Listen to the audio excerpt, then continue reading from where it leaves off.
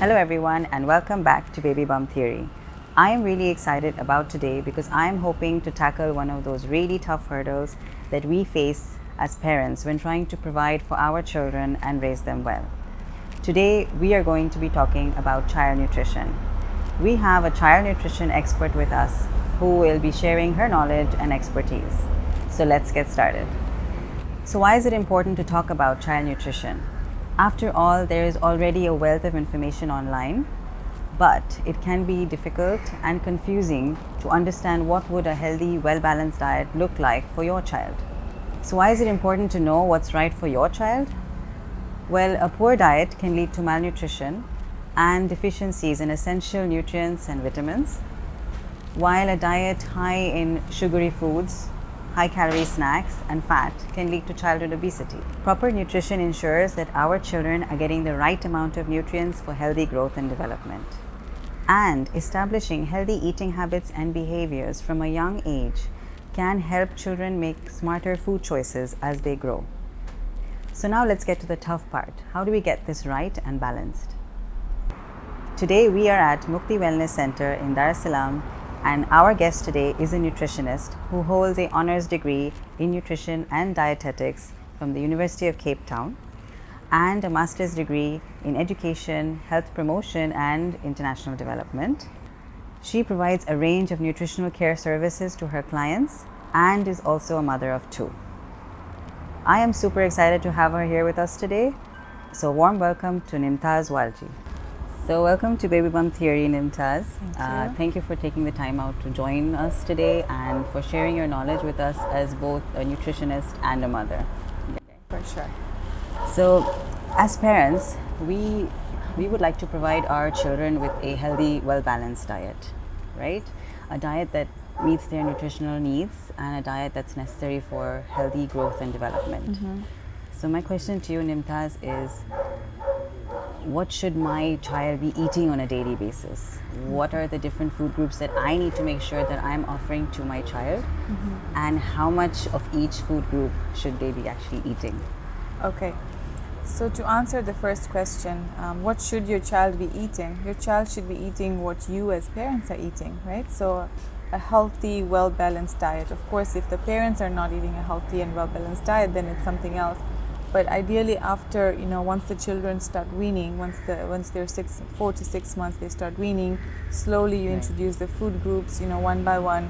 By the age of 1 year, they are meant to be eating all the different food groups and to ideally be eating family meals with minor adjustments, of course. So, for example, some kids may already have, enough teeth to be able to chew well by then, but some may not. So, you may have to adjust it. But the concept should be family meals by then, so that you're starting to get them into more of a regular pattern, rather than cooking separately for them or making them feel like they need to eat separate meals. If you think about what should they be eating, also toddlers, that is a critical age from pregnancy. Nutrition is important from pregnancy up to 2 years. We say the first 1,000 days of life are very crucial nutritionally, right? And why is that? Because there's a lot of development going on, there's a lot of growth going on. So for that, the children need multiple nutrients, right? And so if they need multiple nutrients, and these are nutrients like omegas, these are nutrients like zinc, like iodine, and these nutrients don't come from one or two foods or food groups, right? So they come from a multiple variety of like foods from different food groups. So the question, once again, it comes to the same thing, that they should be eating a healthy and well-balanced diet that incorporates all the food groups, that incorporates all the food groups and different types of foods from each food group. You see, the other thing here we need to think about is the behavioral aspect as well. So when you are introducing, foods that are different or that are specially made for children, what are you teaching them, right? You're making a special provision for them. And this is the age where they are learning these habits. They are forming their habits. So if you're gonna treat them in a different manner and then expect them to change in the future, that's gonna be harder to do. So at this point, starting from 1 year of age, in fact, much earlier nowadays, but starting from 1 year is when you want them to start eating the way you are eating, or the way you expect them to eat in the future. So I have clients, worrying about, now having how to incorporate vegetables. This is a common question I get when I go to schools. How do we get them to eat more vegetables, to eat more fruit, to eat more protein? And why is that happening? Because, we probably didn't introduce them enough. We didn't make them part of their normal from the earlier age. And the other question was, what portions of each food group should they be eating? So there is no standard answer to that, because obviously there is generic rules on calories and protein, but I would only really use those for more specific cases. But for a toddler, as long as the toddler is going through good growth, no weight loss, because they're not supposed to be losing weight, they're supposed to be either maintaining or gaining weight. So as long as there's none of those things, you should not worry about how much, and we will go a little bit more into this in later on. But how I like to, give an idea of how much of each food groups is to really follow a healthy plate model. What we adults as well are expected to follow. So whereby half your plate is split into fruits and vegetables, so lots of color, lots of variety there, and then the other half is split into proteins and carbohydrates. Now again, come back to the quality of the food, and I will once again go back into this in a bit later on. But again, quality of food really counts here. So if you're going to serve proteins that are very high in saturated fat, for example, like red meat that is very high in fat, that's what you're getting them to learn. So follow the healthy plate model that incorporates all the food groups. Of course, healthy fats and dairy also come in as part of the meal, but they're just not drawn on the plate. But follow the healthy plate model and really focus on the quality of each food group rather than focusing too much on portions. Go with what the child is telling you. Go with how much they want to eat. Okay, thank you so much for that answer, Nimtaz. It was very informative. And thank you for bringing up the healthy plate model. If any of you would like to read further on that, please follow the link in the video. And speaking of online articles, there are several online articles that cite studies that say young children, establishing healthy eating habits in young children actually sets a pattern for them to make smarter food choices as they grow older. But in reality, when we see our toddlers, we see them being picky eaters, completely refusing to eat, or preferring unhealthy junk food options over healthier food options. So this worries us, of course. So what can we do to encourage them to eat healthier and to establish healthy eating habits? Okay. So I think first let us reflect on why your children are behaving the way they're behaving, right? Why are they refusing to try healthier foods? Why are they choosing the junk foods? What role are we playing as parents? Because we are playing a role there, right? We are the communicators. What message are we giving them about the different choices of food? How are we helping them, choose better? Are we using authority? Are we using bargains? Are we using threats? The common, eat this so you can get this. If you don't do this, then this will happen, the consequences. And that, I feel, creates a lot of negative associations with food. And kids generally, like to generalize their feelings about food. So I'll give you an example about, let's say, and so important thing is here that, we need to first get to understand your child and see why are they behaving like that. For example, I have a 7-year-old that has a fear of swallowing chewy and hard foods. But when the client came to me, that's not something that was known to me. What was known to me is that he's a picky eater. He just he refuses everything. That was a general statement I got. So when we broke it down, we realized that he has a history of multiple tonsil infections that led to very difficult swallowing, and this happened a lot of times in his childhood. Now the tonsils are out, but he's still carrying on with that fear. And because the family was so concerned about why he's not eating, they kept pressuring, they kept forcing, and this is what the child told me, that I feel like they force me to eat. So, because of that, now he's generalized, the fear, and he's refusing everything. He's sticking to his very common few things, and of course now they're not enough because his needs are changing, his growth is being affected.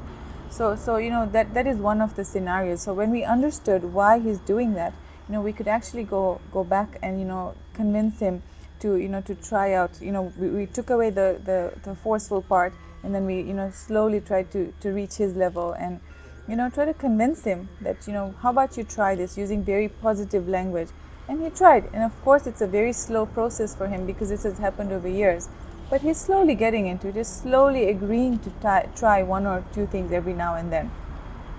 The other problem that I commonly also see here, and I feel that I should mention, is transitioning the textures. So as I mentioned, weaning. So when we wean, we start with very soft pureed foods, and then we slowly are meant to transition. And now I've also had clients whose now toddlers are not accepting solid foods or hard foods rather, because they have never been transitioned. So they have developed a fear of, they don't know what to do. They don't know that sense of, the hardness in their mouth. And they have not also been exposed enough through their different senses on the different foods. They have just been fed, Right. So they've not really touched the food, they've not really smelt the food, they've not really processed what's happening.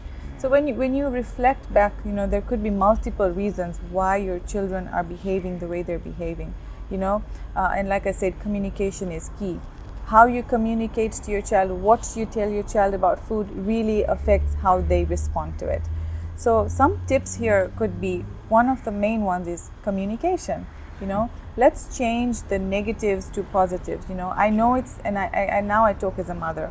I know the stress we go through, when a child refuses to eat, because you just have to get that done so that you can move on to other things, and you don't want the child to go hungry to bed, but it is a process. It is a process, and it has to be done, right? So communicating, how you communicate, using positive language. So let's say if a child is a picky eater, for example, what are we telling the child? How are we informing the child, or making the child aware that it's okay that this is okay. Let's say we start with saying, this is happening, this is a problem. You're not wanting to eat new foods, and it's a problem. But like any other problems that you would face in life, you're not able to eat this, so that's okay.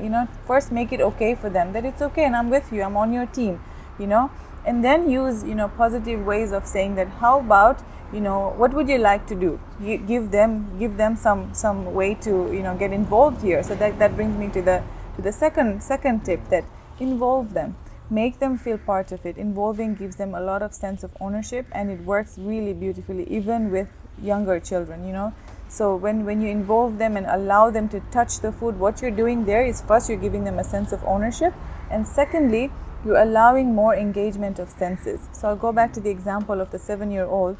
What we had to do with him was allow him to engage all his senses. So to look at it, so I had to give him an activity. He had to look at it, he had to smell it, he had to touch it, keep it in his hands, and then put it in his mouth. And if he didn't like it, first he would keep it in his mouth and then try to chew it and swallow it.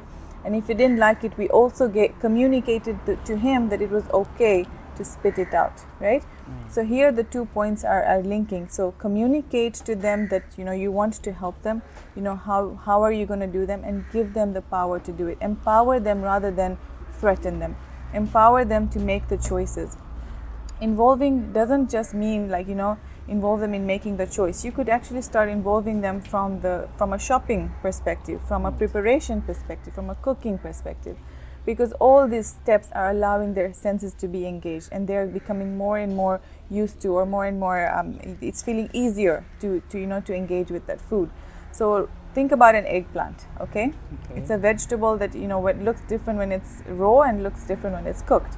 So if you just brought it from the market, cooked it, and put it on the table, then the child might refuse it. But if you allow them to see the color, to touch it, to feel it, involving them in the process, there might be a little bit more agreement to at least touching it, if not eating it, and that is okay. So again, another thing here to think about is that be okay with the small wins, because they are learning to eat, right? Just the way we all learned to eat, they are still learning to eat. So appreciate that. Even if they're a picky eater, and even if they agreed to touch a new food, I think that's a step closer to them accepting it, because before they were just refusing. The brain was saying no, and they were saying no. but now you've gotten them to touch it. So next step would be to then, get them to maybe feel it a bit more, keep it in their hands and tell them to, if they don't like it, they are still allowed to say, I don't want it, and it's okay to say no. Right? So that's about communication, involvement. Another thing that really works, I feel, is role modeling. So again, brings me back to the point of, what the parents are eating. So if you are expecting your child to have a plate of, a well-balanced plate, but you're eating, something very different that is not in agreement to that, then the child will wonder, right? They look up to you. They want to do what you do. They feel more comfortable, more confident to do what you're doing because, that's their parent. They feel safe to do what you're doing. And it creates that sense of safety for them. So they're more willing to try what you're doing. So role modeling really helps. If you expect them to to eat a different meal and then also use pressure, all of it that just backfires. So I've seen my son recently wanting to.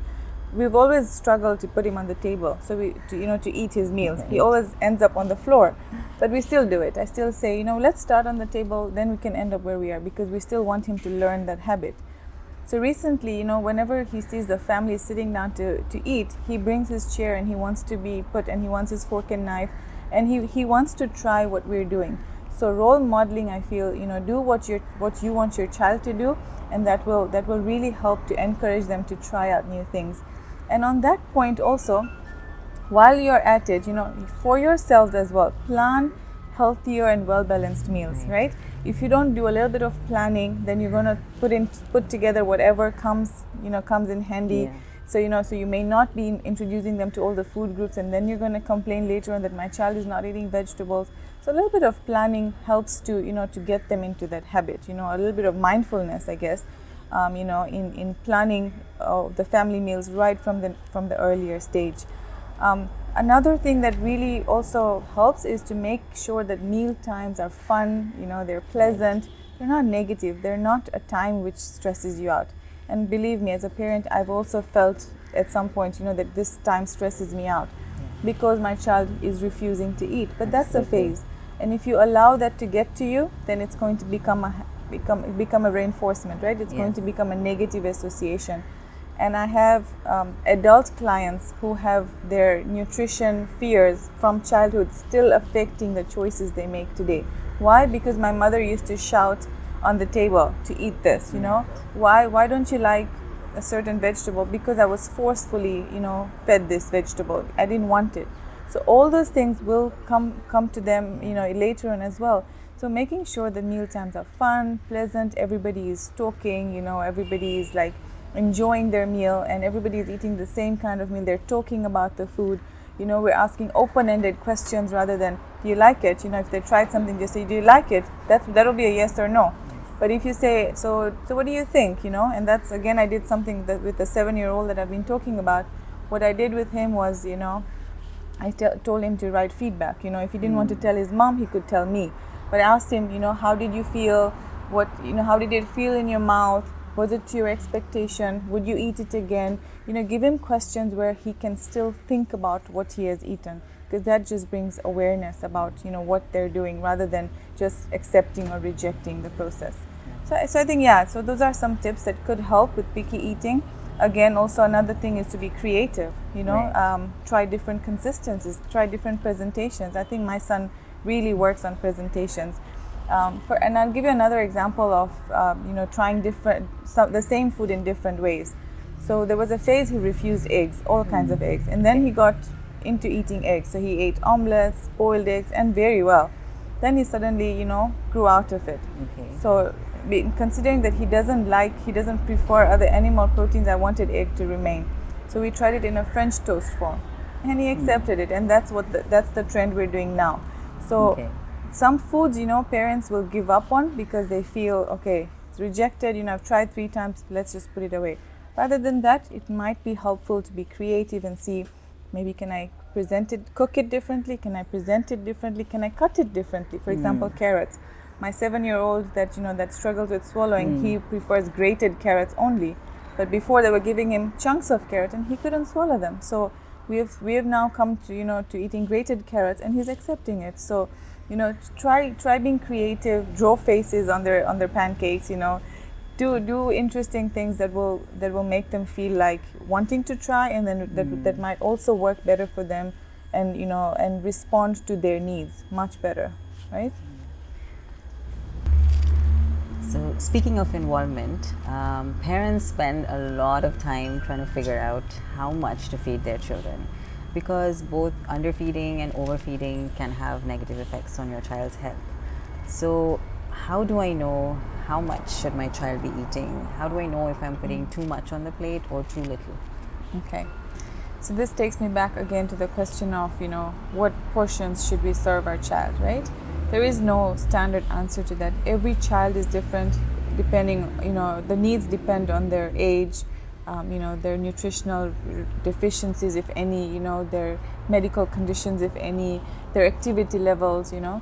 So there is no general, and I only really use strict dietary plans for children when there's a medical reason, like epilepsy, for example, where you need to achieve something, right? Other than that, you know, children, as long as they're growing well, as long as they're, you know, their energy levels are good, there is no weight loss, you know, because if a child is losing weight, of course that's a concern, because they're growing, so they shouldn't be losing weight. If a child is losing energy levels, that's a concern. If they're developing nutritional deficiencies like signs and symptoms like sores or something that are possible nutritional deficiencies, then I'm concerned. But if those are not, if they're not reaching milestones for no known reason, then I'm concerned. But other than that, if all of that is going on well, but just, you know, the weight is, you know, maybe not moving too much or something, then you know, I really wouldn't focus on how much, or, you know, overfeeding or underfeeding. I would really listen to the child. And so more than portions or quantity of food, I think it comes down to the quality of food. That's the first thing. That let us try to serve, you know, good quality of food. You know, there's a lot of processed, a lot of preservatives now. There's a lot of refined foods nowadays. So when we plate our children's food, let us see how much of, you know, of that we're putting, and how much of the natural foods we're serving them. So that is you know, an improvement in quality. Let us reflect on how much sugar we're giving them, for example. You know, I'm not saying sugar is a no. Children will eat a little bit of sugar. But if we are the ones encouraging, you know, lots of sugar, if we are serving them with lots of sugar, then we're only making their tastes more sensitized to like the sugar. So let us focus on the quality, you know, focus on serving nutritious, you know, calories should be a concern, of course, but more the nutrients should be our focus.